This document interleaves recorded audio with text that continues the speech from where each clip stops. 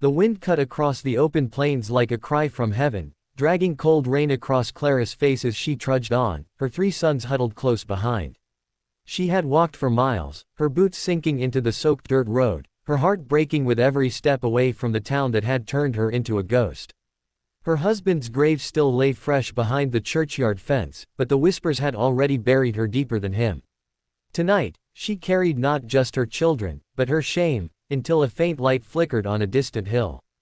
It was a rancher's lantern, swinging gently in the wind, a promise in the darkness. Her youngest boy whimpered, "Mama, my feet hurt." She gathered him in her arms though her arms trembled from exhaustion. "Just a little more," she whispered. Hope had nearly burned out of her voice, but that one small light, it refused to die. She reached the gate and froze. The name carved into the wood read, Luke Carson. She didn't know him, but she prayed he had a heart left big enough for mercy. Luke was inside the barn when he heard the soft thud of footsteps, the sound of quiet desperation. He stepped out, rain dripping from his hat, eyes narrowing against the storm. "You lost, ma'am." His voice was calm but carried the wary tone of a man who'd seen too much sorrow. Clara looked down, unable to meet his gaze.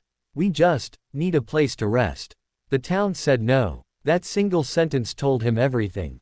The world had turned cruel again, and he'd seen enough of that to last a lifetime. He saw 3 thin boys, eyes wide with hunger, faces pale as moonlight. They didn't beg, they just stood there, trusting their mother's silence. Luke opened the gate slowly, nodding toward the house. "Come in," he said quietly. "There's warmth inside." Clara hesitated, afraid of rejection, but the softness in his voice broke her resolve. "Thank you, sir," she murmured, her lips trembling. The door creaked open, and with it, the night seemed to loosen its grip on her heart. Inside, the cabin smelled of firewood and bread. Luke poured milk into tin cups, his rough hands gentle, while the boys devoured the food like they hadn't eaten in days. Clara sat by the hearth, staring into the flames as if they might erase the weeks of wandering from her mind. Luke leaned against the wall, studying her quietly. "You're welcome to stay, till morning," he said. Her reply came faint but full of grace. "You've already done more than most." Her voice cracked, and for a moment, the silence between them was holy. When the fire dimmed, Luke laid a blanket over the boys, then turned to find Clara still awake. "You can rest," he said softly. She shook her head. "I don't sleep easy anymore." He didn't ask why, he didn't need to. He had known grief himself, years ago, when loss had hollowed him from the inside. That night, neither of them spoke again, yet something wordless passed between them, the kind of understanding only broken hearts could share. Dawn came with a shy sun breaking through gray clouds. The boys ran outside, laughing for the first time in months, chasing a chicken across the yard. Luke stood by the fence, watching with quiet amusement. "They're good kids," he said. Clara smiled weakly. "They used to be happy, before everything went wrong." Her gaze drifted to the horizon, where her past still seemed to burn. Luke didn't pry, but the look in his eyes told her she didn't have to carry that pain alone anymore. As days turned into a quiet rhythm, Clara began to help around the ranch, mending torn shirts, cooking meals, humming old lullabies that had once filled a happier home. Luke found himself listening more than speaking, drawn to the calm strength she carried even in silence. Yet he noticed the way she still flinched at distant sounds, the way her boys looked to her before they dared to laugh. Pain, he thought, doesn't leave easily, it just learns to hide better. One evening, as twilight brushed the fields with gold, a rider appeared, Sheriff Dalton. He dismounted, his spurs clicking like warning bells. "Luke Carson," he said, "word is you've taken in the Barnes widow." Luke nodded slowly. "She's done no harm." The sheriff smirked. "Maybe not, but trouble follows her kind. You best send her back." Clara froze by the doorway, her face draining of color. Luke's jaw tightened. "This ranch don't answer to gossip," he said firmly. "You tell the town to mind its own." After the sheriff left, Clara stood by the fence, her hands trembling. "You shouldn't defend me," she whispered. "You'll lose friends over this." Luke's reply came gentle but unyielding. "A man can't lose what he never needed." She looked at him then, really looked, and something inside her shifted, a small, flickering light of trust that she thought had died long ago.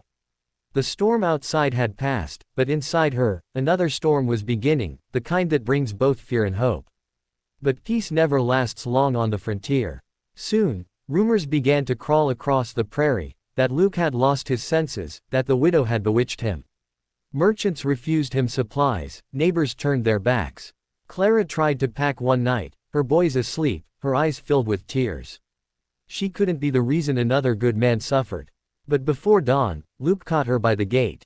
"You leavin' me to fight the world alone?" he asked softly. "You've given enough, Luke," she said. His answer was quiet, but it broke her completely. "You've given me reason again." That night, she wept for the first time since her husband's death, not out of grief, but out of something new and frighteningly tender. The man who had every reason to guard his heart had opened his door instead. But before the sun rose, shadows gathered on the horizon. Riders were coming, carrying the town's hatred like torches. The peace they'd built was about to be tested, and Clara knew, this time, she couldn't run. The morning rose too still, too quiet. Clara stood by the window, clutching her shawl, watching dust rise from the valley. Luke joined her, a rifle slung across his shoulder, his jaw set. "They're comin'," he said. She turned to him, fear flickering in her eyes. "They'll burn your ranch." He looked at her gently, his voice steady as the earth. "Then we'll rebuild it together." Her breath caught. He said, "We," and for the first time, she felt like she belonged to something again. By noon, the riders reached the gate, 7 men, faces grim, carrying the smell of whiskey and hate. Sheriff Dalton led them, his voice hard. "Step aside, Luke. That woman ain't welcome here." Luke stood firm. "This is my land, my say. You'll turn back now." The sheriff sneered, spitting on the dirt. "You'd ruin your name over a cursed widow." Luke's eyes burned like the horizon at sunset.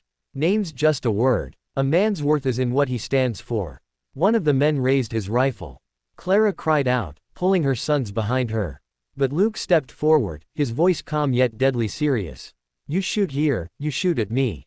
The standoff cracked like thunder in the air, 1 heartbeat, 2, until the sheriff barked, "Enough." He turned his horse, glaring at Clara. "You'll bring him down, woman. Just like your husband." Then they rode away, leaving behind only dust and silence. Clara sank to her knees, trembling, as Luke knelt beside her. "It's over," he whispered, though both knew it wasn't yet. That night, the ranch glowed softly beneath the stars. The boys slept peacefully for the first time in days. Clara sat by the fire, her hands folded, eyes reflecting the flames. "Why do you keep helping me?" she asked quietly. Luke smiled faintly. "Because once, someone helped me when I didn't deserve it. Guess I'm payin' that debt forward." She stared at him, and something inside her broke, years of guilt, shame, and silence spilling into tears. He didn't move closer, just said softly, "You ain't alone no more." The following weeks were hard but kind. Neighbors began to whisper differently, some with pity, others with quiet respect. Word spread about how Luke had faced the sheriff for her, how the widow and her boys worked like they belonged there. And little by little, the fear that had once shadowed Clara began to fade. The ranch came alive again, the barn freshly painted, fields green, laughter echoing where silence had once lived. One afternoon, as the sun sank gold across the fields, Luke taught her eldest son to ride. "Hold steady," he said, running alongside. The boy laughed, free and fearless, and Clara's heart swelled. Later, she found Luke fixing the porch rail, hands rough but sure. "You've given them back their childhood," she said softly. "No," he answered, glancing up at her. "You gave them that. I just built a place where it could happen." She smiled through tears, realizing that maybe love wasn't about promises, it was about presence. But the peace was tested again when a fire broke out near the stables one night. Luke rushed into the flames to free the horses, and Clara followed without hesitation. Smoke filled her lungs, the heat clawing her skin, but she wouldn't leave him. When the roof beam fell, Luke pushed her aside and took the hit himself. The world blurred into screams and firelight. By dawn, the barn was gone, but the man who had stood between her and the world still breathed, barely. Clara stayed by his bedside for days, tending his wounds, whispering prayers into the silence. The boys brought water and flowers, their little hearts clinging to hope. When Luke finally opened his eyes, she wept with relief. "You fool," she whispered. "You should have let me burn." He gave a weak smile. "Can't. You're the reason I live." And in that fragile moment, love bloomed, not sudden or loud, but deep and steady like roots that had always been there. Weeks later, the ranch stood strong again, rebuilt by willing hands. People from town came quietly to help, guilt softening their pride. Even the sheriff tipped his hat when he passed by. Clara watched her sons play under the wide blue sky, laughter rising like music. She turned to Luke, who leaned on his cane, healed but changed. "You gave us a home," she said. He shook his head, smiling. "You made it one." As spring arrived, wildflowers spread across the fields, painting the land with color and peace. One evening, as the sun melted into the hills, Luke took her hands, rough against soft, trembling fingers. "You ever think you'd find family again?" he asked. Her eyes filled, voice barely a whisper. "I didn't find one," she said. "You gave me one." He smiled, lifting her hand to his lips. "Then I reckon we're all home now." The last light faded behind them as the boys ran across the yard, chasing fireflies, their laughter blending with the rustle of the wind. The house stood strong, warm, and alive. The ranch that once belonged to a lonely man now held a family born not of blood, but of grace. And as Clara leaned against Luke beneath the endless sky, she realized that sometimes, the greatest miracles begin with a knock on the door.